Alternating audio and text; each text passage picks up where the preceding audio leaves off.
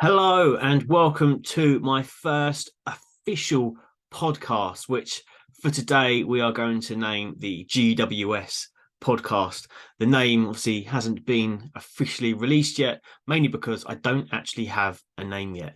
So the topic I wanted to speak about today is taking action.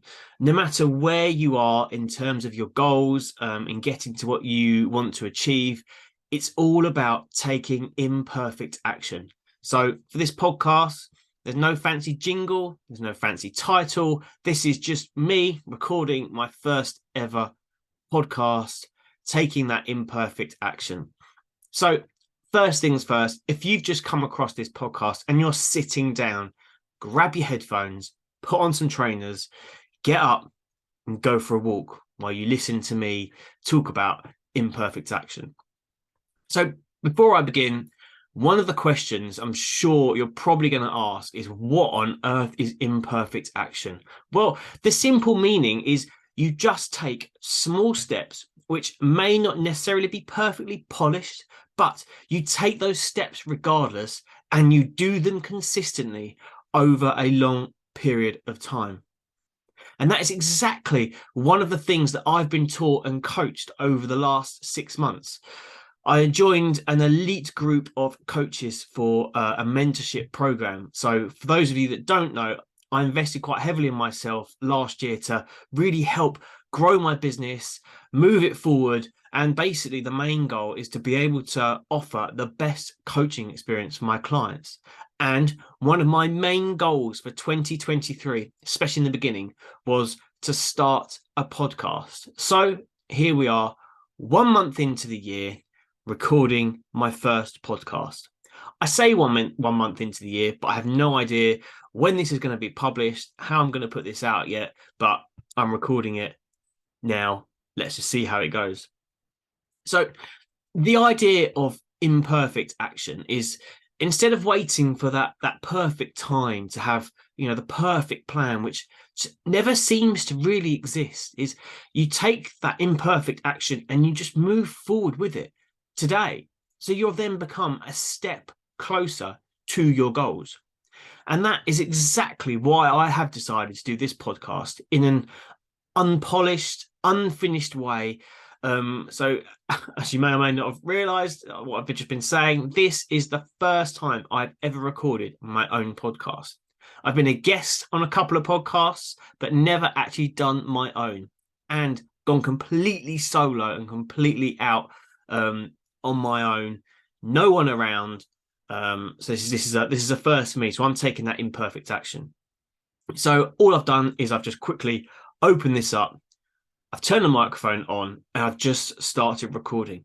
So I had pages of notes that things I wanted to talk about. I had scripts I was going to use, but they all just went out the window, because if I was just going to sit here and read off a script, it'd almost be me not taking that imperfect action. It would be something that I've planned and sort of put research into and things like that. I just wanted to turn it on, put the microphone on, and just get recording. And my plan was to really have that polished final draft and have everything all done and ready to go. But that wouldn't have happened, because something else would have come up and then it would have just been delayed again even more. And obviously I couldn't talk to you about imperfect action if I wasn't taking that imperfect action myself by doing this podcast. So here I am, an imperfect, unpolished podcast, and I'm talking to you about these actions and the steps to get you to where you want to be, instead of waiting for that perfect time, which may never come, because the perfect time does not exist, which I'm going to come on to a little bit later. So what do I mean by taking imperfect action in terms of getting to your goal? For example, for weight loss. So when it comes to dieting and actually losing weight, we overcomplicate the process so much that it almost becomes scary to start or to keep going. It almost becomes a chore and something that we don't want to do. we overcomplicate it so much, and the goals that we set, they become unrealistic. So whether if it's a particular weight loss goal, and it almost becomes the amount of weight we put on ourselves to lose becomes so unrealistic, and it's going to take so long to achieve, we end up almost sort of just giving up. So it's quite hard to set those goals, to make sure they're achievable, but also you want them to be big enough to be able to sort of strive towards something to be able to do. So I know they always sort of say, if your goals don't scare you, then perhaps they're not actually big enough. Well, and there's nothing wrong with that. And there's nothing wrong with having a huge goal to aim for. We've all got big goals that we want to do in life, whether that's, I don't know, health, fitness, family, life, money, all things like that. You can have those to achieve, but you need to have those small goals and those small steps along the way, so you can achieve them, you can celebrate the wins, and it still means you're going to get closer to that main goal.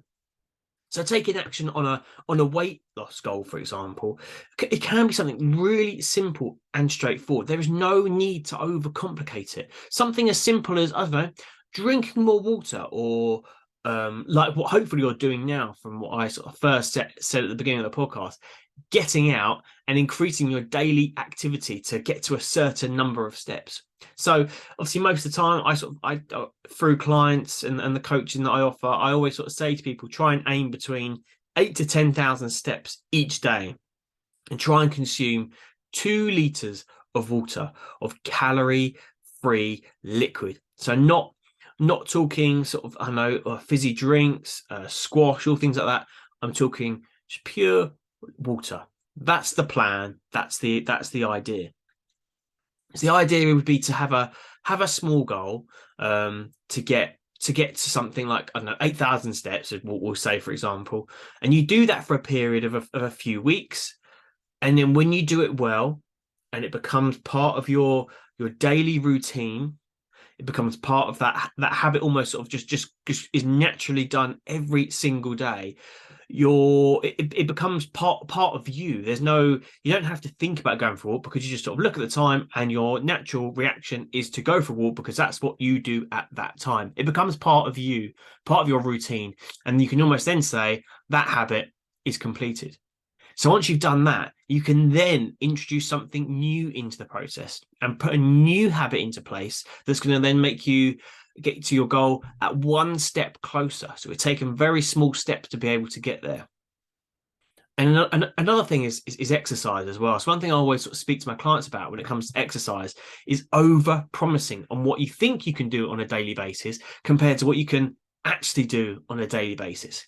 I've had clients come to me and I sort of say, yep, I can commit to 5 to 7 days exercise in a week. Great, that's amazing. But can you really do that realistically, week after week, consistently? Most of the time, the answer is no. So let's bring it down. Let's start with 3 sessions. Let's aim for 3, and then when you can do those 3 consistently well every single week, then we'll introduce a 4th. And same as if you sort of say, oh, I can only commit to 2. That's okay. Well, let's just start. Let's schedule 1 workout in a week, and then we'll grow it to 2 when you can consistently do it. And then we'll move to 3, and then we'll build from there. So it's almost, you're not setting yourself up to fail. You're almost sort of setting yourself up to be able to get into that routine of 1 exercise session, 2 exercise, 3, however many it is a week. You start doing it regularly and consistently before you introduce another session into the mix. There's just no need to promise yourself that you can do everything in the first week when it comes to weight loss, because it just won't happen. And the all or nothing approach may work for some. I know some people that just sort of love to just throw themselves straight into the deep end and get as much as they can scheduled in and get it all done in the first week. But for most people, we end up finding it too much. And then we slip up. We end up taking 2 steps back instead of those 2 steps forward. And we just go back into the old ways. We fall back to the old routines. And we just give up on basically what we have just started on. And that is exactly why I said at the beginning of this podcast to put on some headphones, put on some trainers, and go for a walk. So hopefully you're out walking somewhere and you're listening to me ramble on, or if you're not walking, you're still with me and you're still listening to me ramble on through this podcast. Taking imperfect action could be exactly what you need just to get started and to be able to put that foot forward to be able to get you to your goal. It doesn't have to be an expensive move. It can be doing imperfect actions can be less expensive. They're less perfect. They're just a way to move forward and get you to your goal. But it is a step forward. And taking imperfect action is something that you will get better at the more you do it. It's something that you learn to act on. So instead of sort of thinking about something and spending hours or days researching different methods and different things, I don't know, the best exercise for fat loss, the best diet for fat loss, which obviously, if you've read some of my social media posts, they don't exist.